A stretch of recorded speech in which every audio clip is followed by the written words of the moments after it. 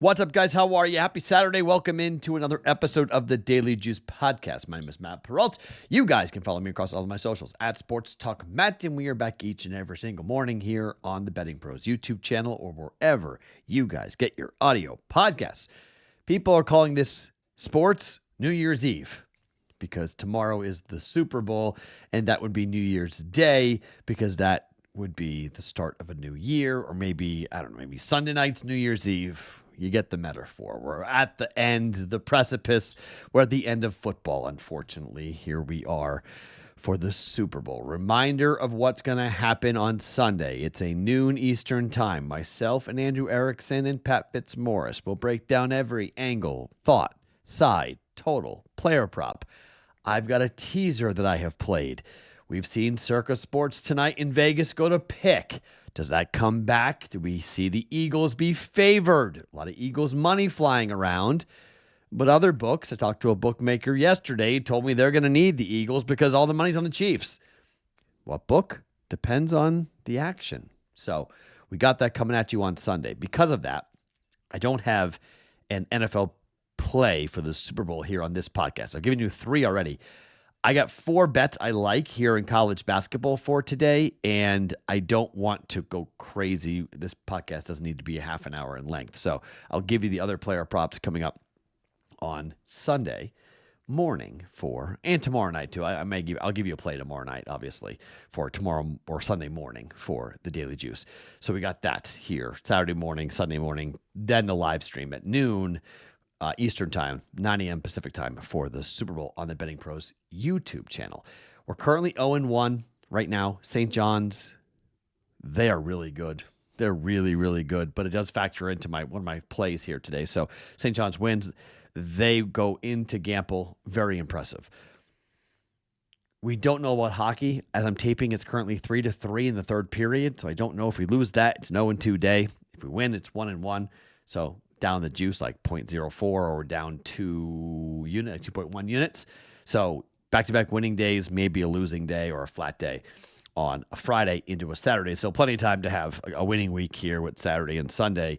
Lots of things to get into. So picks for the NFL tomorrow on the podcast and on the live stream at noon Eastern time on the Betting Pros YouTube channel.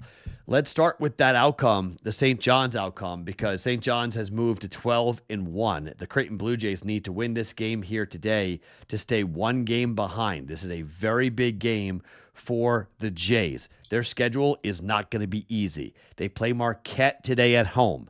Then they play UConn on Tuesday. Huge home games.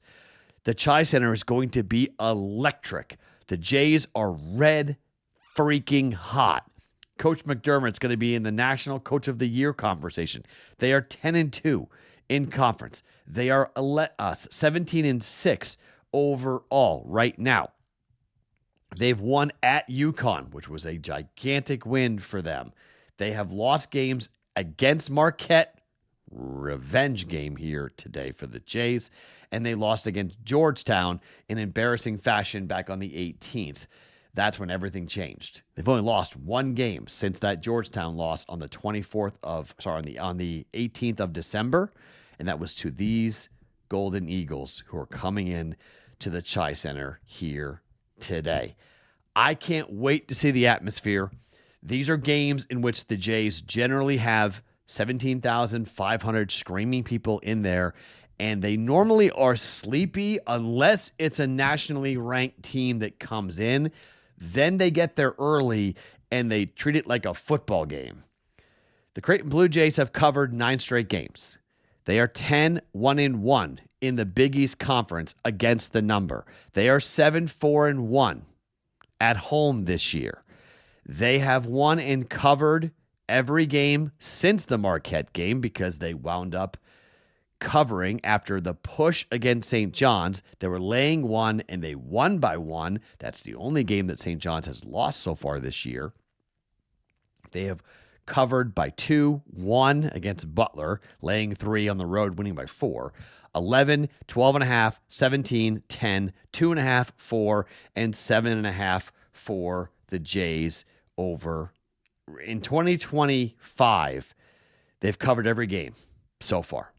I bet streaks We're not stopping. I know Marquette is 5-5 on the road, but they're coming off of back-to-back losses to Connecticut, St. John's, and let's make the trifecta here against the Creighton Blue Jays. They're laying 2.5 points. Let's take the Jays at home. Creighton minus 2.5. You can bet money line, but like I talked about last night, betting UConn money line would have been far more detrimental. Would have been minus 140, minus 135, minus 140. We lost 1.1 units. That would have been 1.4 units if we had bet UConn. So that's why I said, okay, like, when it's under a possession, it can go one way or the other. And that game really did kind of swing at the last 2 or 3 minutes of the game. It swung to St. John's, whose defense is so good, like just so good. So that's why I didn't lay money line. That's why I'm not laying money line here. But I will lay the 2.5 points. Creighton Blue Jays at home, minus 2.5 against Marquette for 1.1 units.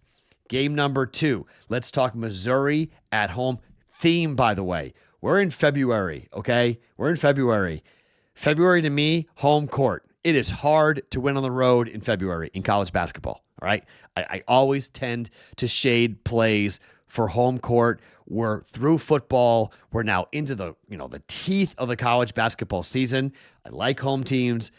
Winning on the road in conference play is really, really hard. The rotations are set. We got good trends, good data points to come off of here. And Missouri is laying 4 points at home against Texas A&M. Missouri, another team, red hot. They are 8-1 ATS in the SEC. They've covered 3 straight games. They're 8-2 over their last 10 games against the number, and they're 8-7 at home. On the flip side, Texas A&M is 4-5-2 ATS this season. They are 3-4-2 in conference, and they're coming off of a streak, right? Or still on a streak. 1 cover in their last 7 games. Alabama, they lost and didn't cover. Kentucky, they lost, didn't cover.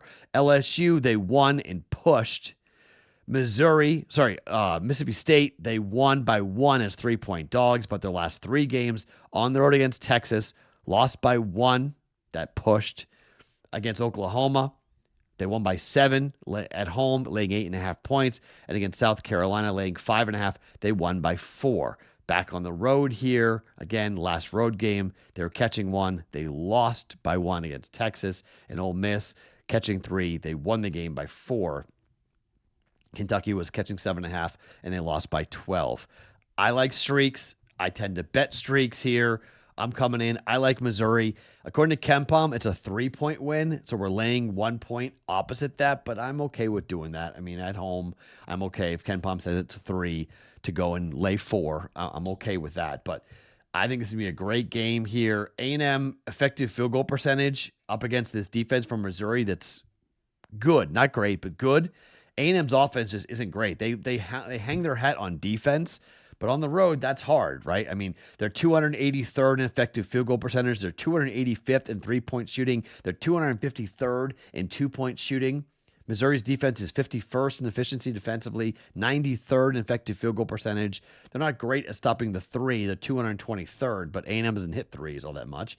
I mean, they've got, Wade Taylor's a baller. He's great, but outside of him, not much on the 3-point shooting, but 47th in 2-point defense for Missouri is pretty good. On the flip side, Missouri is 11th in efficiency, 20th in effective field goal percentage, 24th in 3-point shooting, 36th in 2-point shooting. A&M's defense is 6th in efficiency, 53rd in effective field goal percentage, 100th in 3-point defense, and 49th in 2-point defense. These metrics favor Missouri. Give me Missouri, -4 for 1.1 units. Bet number 3, and I'm giving you all 4 plays here today. There will not be a Discord channel chat this morning because I have an appointment I have to go to. I have to go get a passport, so I got to go and get that because I'm going out of the country later in the year. So I have to go. I have a passport appointment that I got to go take care of first thing in the morning. So no Discord channel chat for me here today. So I'm giving you all 4 plays. Normally I give you 3 and then 1 or 2 extras. All 4 here on the Juice today. Let's talk about Tennessee and Oklahoma.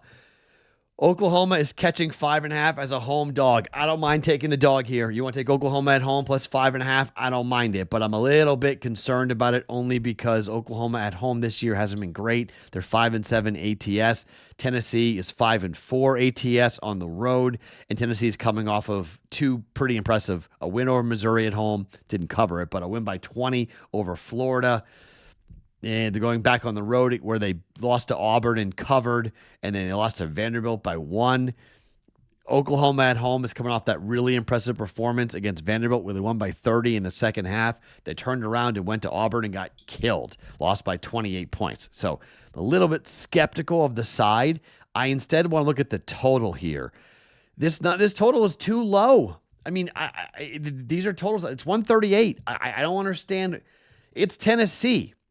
Their last game was 135. It was at home, went over by 31 points. The last road game was 142. That game went under by 38 points against Auburn. But Oklahoma plays up-tempo basketball. Oklahoma wants to move. Auburn went over by 15 points. Vandy at home went over by 12.5 points. The two road games went under, but South Carolina at home went over by 2.5 points. Texas at home went over by 0.5 point. That's, 3 straight home games where we've gone over. Well, no, more than that. It's 1, 2, 3, 4 straight home games in the SEC has gone over. 8-4. I know Tennessee plays great defense, but they just scored 85 points against Missouri. And you can say, well, that's the opponent. Matt, look, against Florida, they scored 64. Against Auburn, they scored 51. And I would counter with Kentucky, they scored, 73.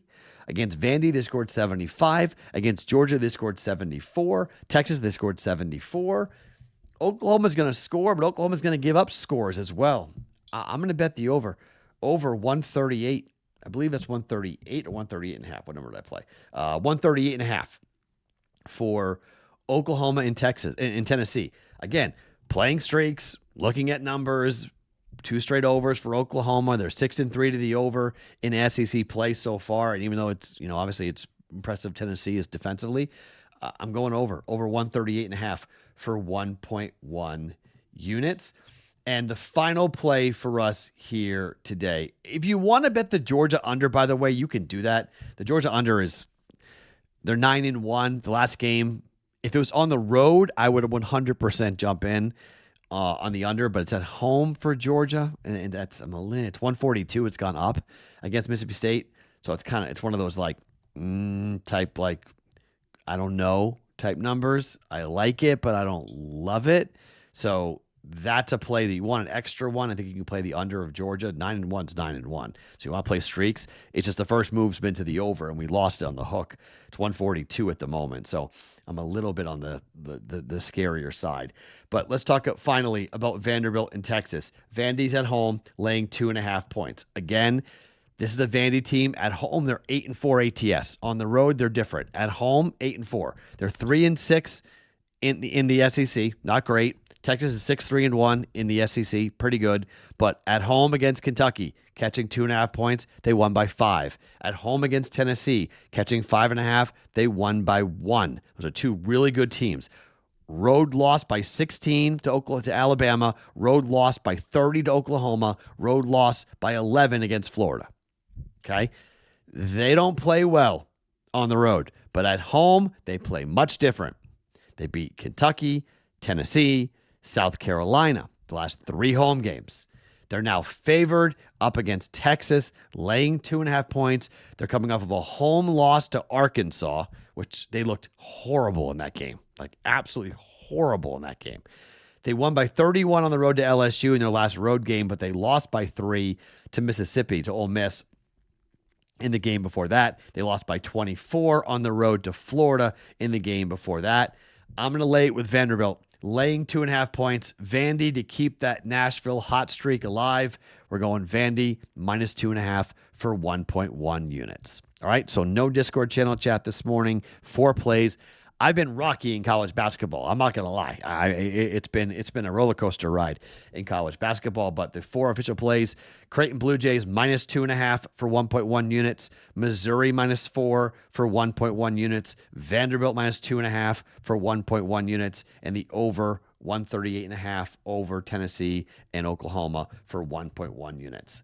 I like dogs more often than not, just not today, which is kind of weird. Hopefully favorites do well. Home teams.